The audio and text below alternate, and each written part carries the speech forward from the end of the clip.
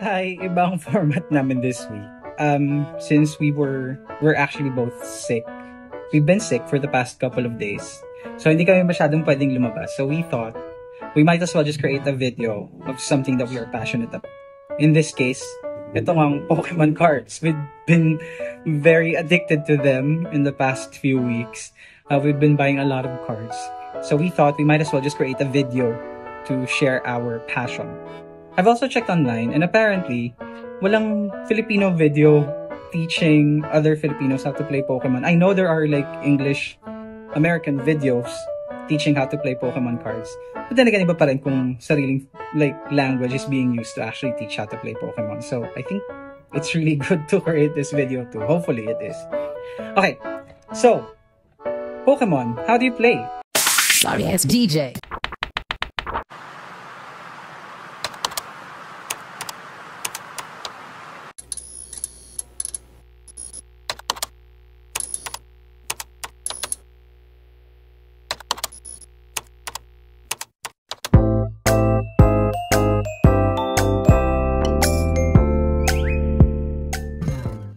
First thing is yung play area natin. Ang play area, meron tayong active spot. Dito mo ilalagay yung Pokemon mo na gagamitin mo to attack. And every single player should have an active Pokemon at any given time. Pag wala siyang active Pokemon at any given instance, talo na siya. Next thing is itong prize cards. Depende sa laro. Minsan, 4 lang yung nilalagay dyan. Kung gusto nyo mas maikli yung game nyo. Or up to 6. One way to win the game is to actually be able to pull all of the prize cards na meron ka dito. So, technically, saan ba nanggagaling yung prize cards? Before the start of the game, you pull out 6 cards at random from your deck and you place it here. Let's say, gusto natin maikli na laro. So, 4 lang ang ilalagay natin. Then, how do I actually get the prize cards? Every time na matatalo mo yung Pokemon ng opponent, meaning you diminish the HP of that Pokemon down to 0, it means na pwede ka nang bumunot ng isang prize card. That also means that kapag in any case, 4 ang nilagay natin prize card dito, if I'm able to beat 4 Pokemons of my opponent, then panalo na ako sa game. Normally the game would have like up to 6 Pokemon, just like a regular, like other games in like Nintendo Switch or whatnot. Diba laging 6 naman yung maximum. And then this is where you place your deck. And then this is your discard pile. So yung mga bench Pokemons mo, hindi mo pa gagamitin sa active spot, dito mo sila ilalagay. Now, 3 ways to win. Just like I said earlier, number 1, pag nawalan ka ng active Pokemon, talo ka na kagad. Number 2, pag nabunot mo lahat ng, or nakuha mo na lahat ng prize cards mo, panalo ka na rin. Lastly is, pag nabunot mo lahat ng card mo at wala ka nang mabunot, talo ka na. So, why is that the case? Isipin mo, syempre, pareho lang naman kayo ng number of cards. Dapat at the start of game. By the way, there should be 60 cards for every like player at the start of game. So, you might think, oh, pareho naman kayo 60, paano kang mauubusan ng mas maaga? There are some cards in the game that allows you to pull more than like 1 every turn. So, kung sobra kang gumamit nun, pwedeng maubos mo lahat ng card mo right away. So, pag nangyari yun, talo ka na kagad. Okay, now, let's talk about the cards. So, you basically have 3 different types of cards. You have your Pokemon, you have your energy cards, and then you have your supplementary cards, which could be a supporter card. It could also be an item card, stadium card, there are a lot of other different cards. But you'll get to know that as you play the game. May instructions naman how to use them. So, how does the Pokemon card work? Number 1, ang unang-una mong pwede mo lang ibaba right away on either your active spot or your bench are basic cards. What are the parts of the Pokemon card? Number 1, HP. Hit points. So basically life niya. That Pokemon has 70 like hit points or lives. Then you also have their attack shown here. As you can see, meron siyang parang symbol dito saying, and this is basically telling you how much energy that Pokemon has to have in order to use the attack.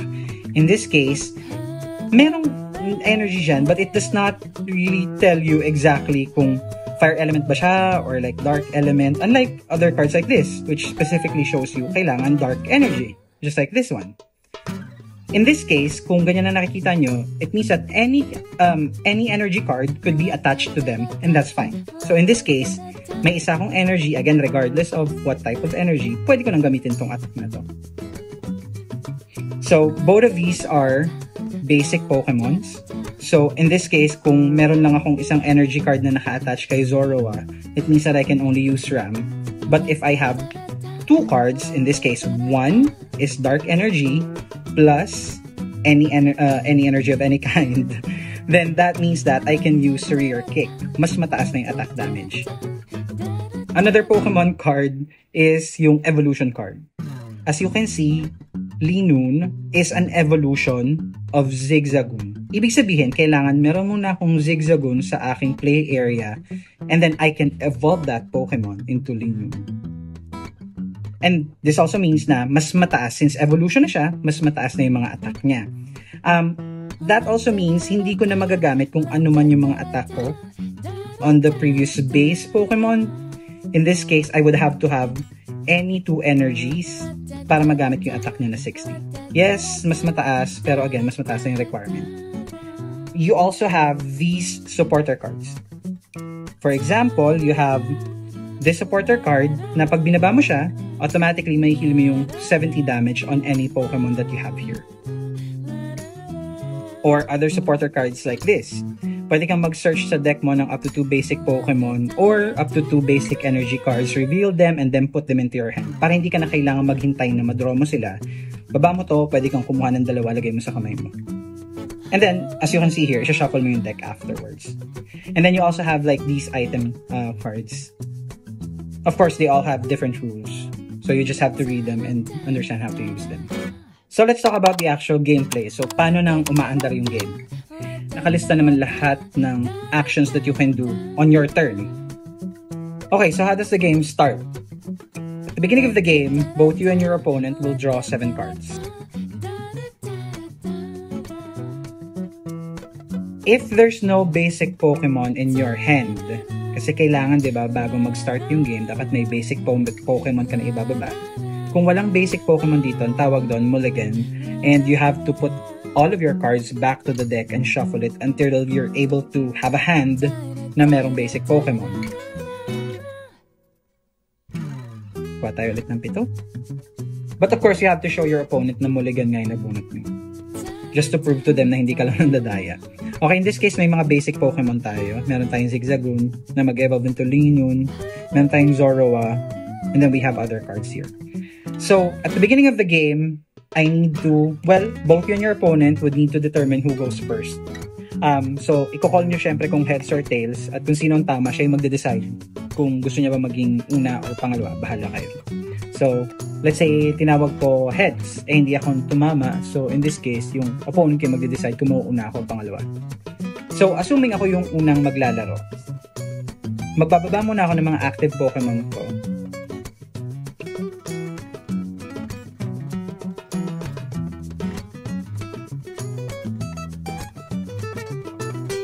Ayan. And then, I'll draw a card. Okay. At this point, I can put any other basic Pokemon onto my bench. Eh, wala naman akong iba pang Pokemon na malalagay. So, papabayaan ko na siya. And also, the next one is, I can attach one energy onto any of my Pokemons here. Since ito yung nilagay ko sa active spot, siya lang muna yung lalagyan ko.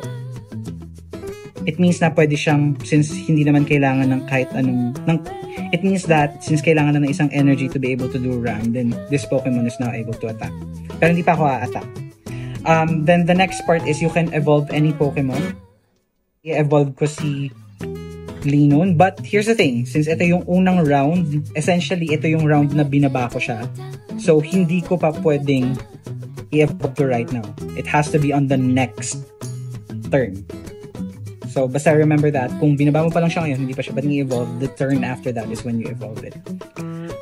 Okay, so wala akong ma-evolve pang Pokemon, then I can use any trainer card. I can use this if I want. Search your deck for an energy card and any dark type Pokemon, reveal them, and then put them into your hand, then shuffle your deck. So, if I was to use this, I can just put this here, and then I can check my deck for any Dark-type Pokemon, say Zoroark, para meron akong pang-evolve mamaya. And then, this one, energy card. And then, I'll need to put this back here. And then, shuffle my deck. And since ginamit ko na tong trainer card na to, ilalagay ko na siya dyan. Okay. So, the last move that you can do since you're done with the trainer cards is basically to attack. But since this is the first turn, kapag unang turn of any of the two players, kung ikaw ang unang-unang naglagay ng Pokemon dito, hindi ka pwedeng umatake. Ang pwede pang umatake is the person who will go next. Laging yung una na maglalaro can only set up everything and they won't be able to attack. They're only able to set up everything that they want to besides attack. Ang attack from the second action or the second turn onwards. Assuming ako yung second player, then at this point, pwede ko nang gamitin tong RAM to attack the opponent's Pokemon. For example, let's just assume na ang Pokemon na meron yung kalaban is Zigzagoon. If that is the case, then I will deduct 10 HP from their 70. Then at that point, 60 na lang yung HP ng Pokemon niya. And then it's that person's turn na. And then the game goes on until either someone runs out of card to play,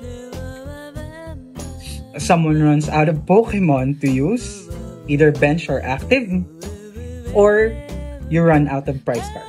Anytime na mapatay ko yung Pokemon ng kalaban, pabubunot ako ng prize cards. So, if I'm able to defeat 6 of his Pokemons, then panalo na ako. So, that's how you basically play Pokemon trading card. You'll learn more as you play the game. There are other nuances to it. Like, you'll know about like burn and poison as you play the game. Also, there are some attacks that have multipliers. For example, this one, you get to flip 4 coins. And then, depende sa attack na heads, or depende sa heads na lalabas, yun yung actual attack damage. So, you have to read the cards to understand how they work.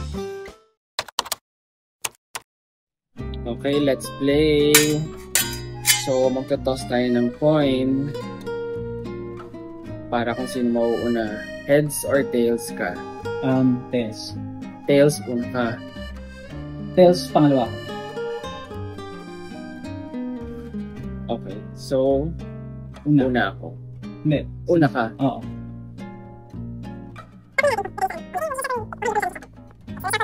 And ikaw ang first turn. Maglagay muna tayo ng mga prize card. Draw 7 cards. Yeah. Draw 6 cards para sa prize card. For each.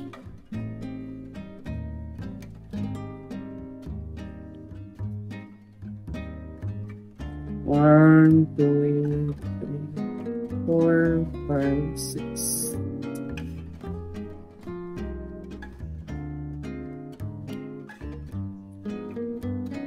And then draw 7 cards.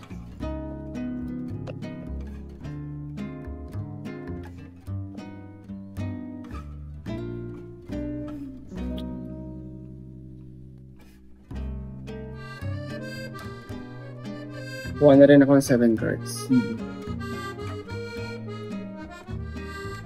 Okay. So, ang una kong turn.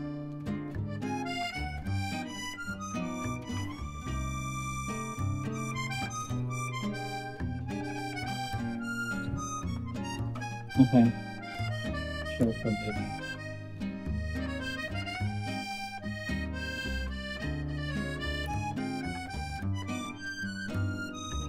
Tapos, gagamit ako ng trainer card. Draw 3 cards.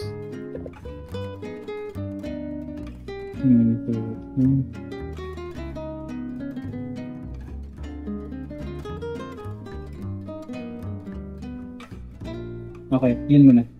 Okay, so mulligan ako since I don't have a basic Pokemon. Babalik ako sa deck and then shuffle. Tapos draw ka ng isang card. Oh, pag basta may mulligan na or mulligan, pumakit tayo. na mabunot yung kalaban mo. Pwede kang yung hindi naka-mulligan bubunot ng isang card na libre. As prize and punishment. 1, 2, 3, 4, 5, 6, 7. So it's my turn. 7 cards. Since second turn na yan, pwede na siyang umatak sa akin. Kung may bababa na siyang Pokemon na may enemy.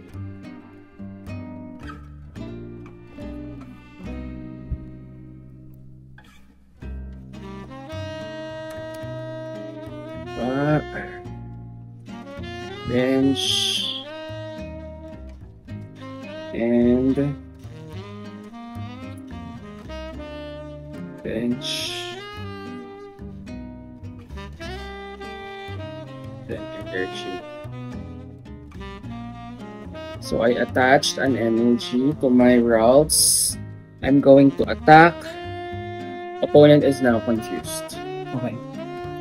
Ang confused, wala talaga siyang parang actual cost ng attack. Magiging confused lang yung state ng Pokemon. Pag confused state, ibig sabihin, pag umatake ako later, kailangan mo mag-flip ng coin. Kapag nag-heads, makaka-attack ka. Kapag tails, hindi ka at mababawasan ng 30 yung life ng sarili ng Pokemon. Yes. Pero later pa yun, kung a-attack. Okay. Ako na. So, start ko yung turn ko ng Lunot. And baba ko to. I'll also attach one card. One energy card. One energy card. By the way, kada turn, isang energy card lang yung pwedeng i-attach kada Pokemon. Tapos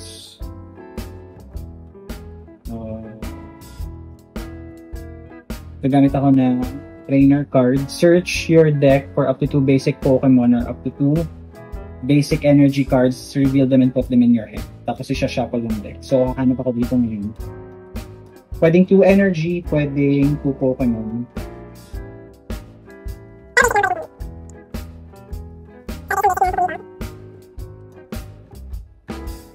Tapos ito pa isang basic Pokemon na Pokemon. And shuffle.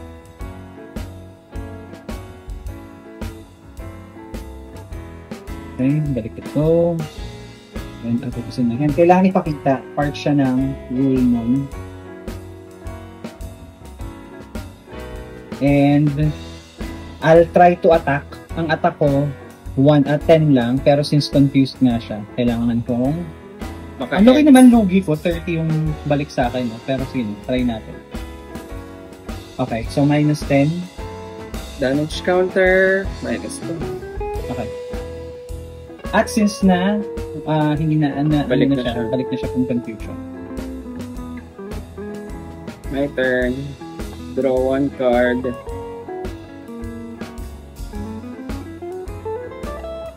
I'll evolve this first.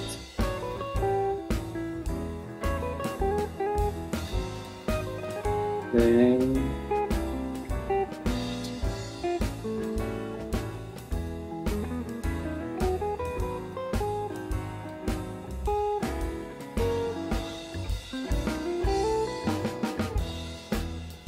that's it for now. Your turn. Okay. Okay. Ano yung mga Pokemon mo? Once during your turn.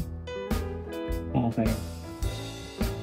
So, ang gagawin ko ay, since nalagyan ko na to na energy card, gamit ako ng item to switch. Kasi normally, pag mag-re-retreat ang Pokemon, may cost siya. Ibig sabihin magtatapon ka ng energy. Pero pag gumamit ka nitong switch item, wala na siyang cost to return. So, isi-switch ko yung dalawang Pokemon ko. Yes, and this. And now, I will attack. This attack does 50 damage to one of your opponent's Pokemon. Do not apply weakness. Pero kasi, to one of your opponent's Pokemon, not necessarily active, no? So, in this case, ang aatakihin ko, itong Flabébé. So, I've attacked yung Flabébé. Now, it's dead. Since patay na siya, meron na ako. Ay! Bakit pinakita? So, bubunot na ako dito sa prize points. Tapos na yung turn ko. My turn. Okay. I'm gonna use a supporter card. Shuffle your hand into your deck, then draw 5 cards. Pangit ba kami? Tapos discard pile.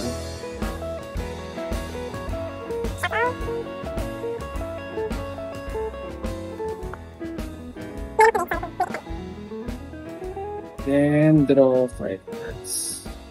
Tapos na tayo mag-shuffle, draw 5 cards. Still my turn.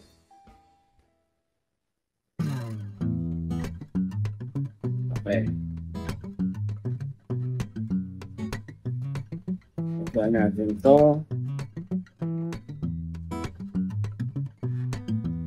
Tapos, bigyan natin ng energy si Monkey Dory.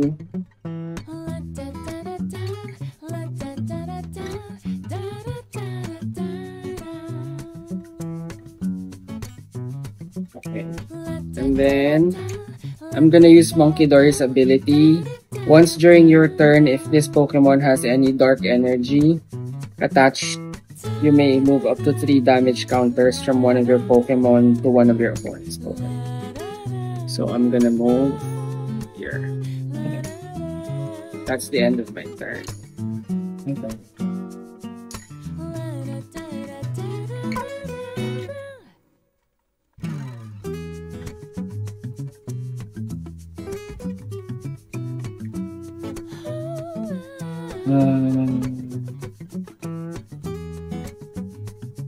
Okay. Attack na lang ako ng 50 dito kay Monkey Dory. Okay. I have 50 damage. Hindi lahat ng attack pwedeng i-attack sa sa mga benched Pokemons. Kailangan basahin nyo yung description kung pwede siya. Pero normally, yung active lang ang pwede mong atakihin unless specifically sinabi yung attack niya. My turn.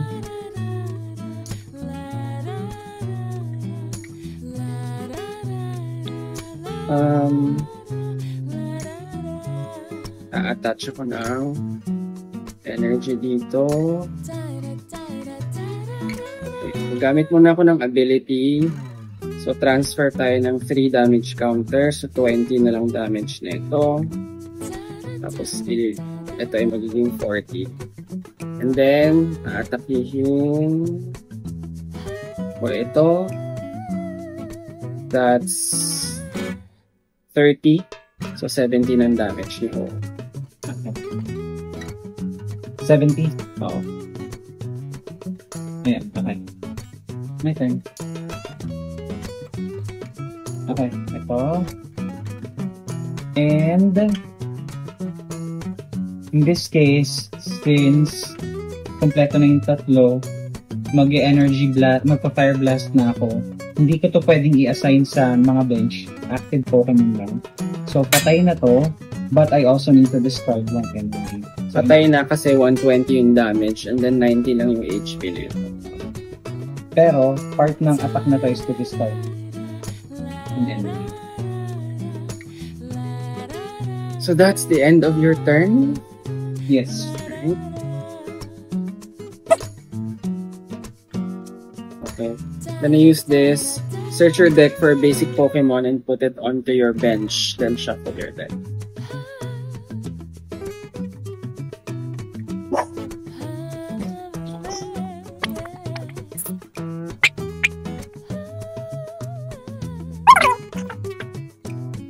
Okay, I'm choosing Eevee. Putting it on my bench. Then shuffle. Hindi, nakadalawang kill ka na. Sukuha ka na ng isang prize card.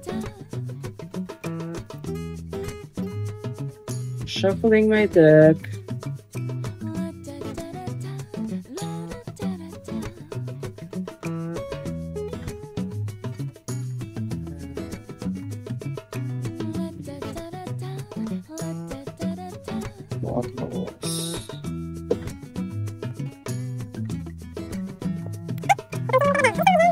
Okay, I'm gonna use this card item. You can use this card only if you discard another card from your hand.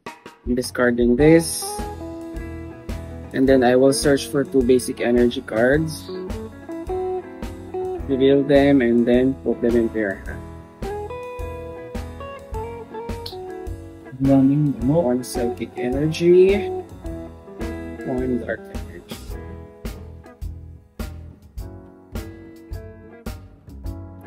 Hindi pa ako nag-a-attach ng energy.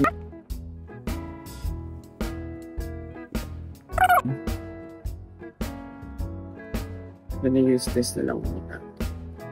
I'm gonna attach an energy here, psychic. But before I will attack, I will pass 20 here. So healed na to, and then 90 yung damage ni Oo. Then I'm gonna attack. Minus 30, so 129 damage. That's the end of my turn. Okay. Attach ko to. Yung energy na nabunod ko. And then, aatakihin ko na siya. Aatakihin ko na to ng 120, pero may ability ka. Ano yung ability niya? Pag may dark lang, no? No. Pag may dark energy lang. Okay. So, patay. So, patay na yun. And then, I also need to discard 1 energy. Okay. It's my turn. Yun lang.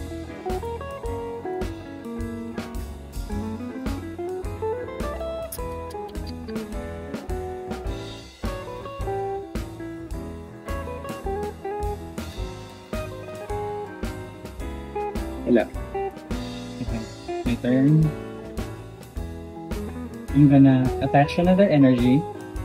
Tapos may gagamitin akong energy retrieval. Ang energy retrieval, get 2 energy, basic energy, na nasa discard pile. I'm getting these 2. Tapos babalik ko sa kamay ko. Ako na to. And then, I'm going to put down Moltres. Hindi ko naman siya gagamitin. Pero atake ako ulit ng 120. So essentially patay na yun. Tapos tapon ako ulit nito. Discard. Then I'll get my cards.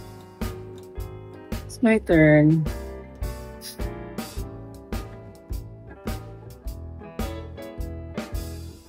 Wala. Wala akong magagawa. Hindi ka na-atake. I'll get 1 more card. And then I'll attach the energy card. And then I'll attack. So patay na siya. Meron ka pa bang nailalagay? Since wala na siyang malalagay na basic, at that point, since wala na siyang magagamit na basic token, panalo na siya. Kahit hindi ka pa na-use lang. So that's how you play Pokemon. Eh di congratulations.